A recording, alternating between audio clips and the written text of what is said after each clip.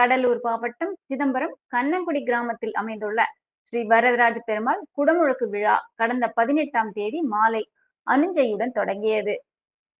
தொடர்ந்து யாகசாலை பிரவேசம், வாஸ்து பூஜை நடந்தது. பூர்ணாகுதி நடைபெற்றதை தொடர்ந்து 19ஆம் தேதி கோபூஜை, சாந்தி ஹோமம் நடைபெற்று கும்பங்கள் புறப்பட்டு கோவிலை வலம் வந்து கோபுரத்தில் புனித நீர் ஊற்றப்பட்டது. அப்போது கோவிந்தா கோவிந்தா என பக்தர்கள் முழக்கமிட்டனர். தொடர்ந்து வரதராஜ பெருமாளுக்கு அபிஷேக ஆராதனைகள் நடைபெற்றது. தேரெழுந்தூர் ஆகம பண்டிதர் ஸ்ரீனிவாச பட்டாச்சாரிய தலைமையில் குடமுழுக்கு நடைபெற்றது. விழாவிற்கான ஏற்பாடுகளை அறங்காவலர்கள் ரங்கநாதன் பிள்ளை, ஜெய கருணாநிதி பிள்ளை மற்றும் ஊர் பொதுமக்கள் செய்திருந்தனர். ஸ்ரீ வரதராஜ பெருமாள் ஸ்ரீதேவி பூதேவி ஆகியோர்களை தரிசித்தார்கள். பின்பு திருக்கல்யாணம் நடைபெற்று வரதராஜ பெருமாள் ஸ்ரீதேவி பூதேவி திருவீதி உலா நடைபெற்றது.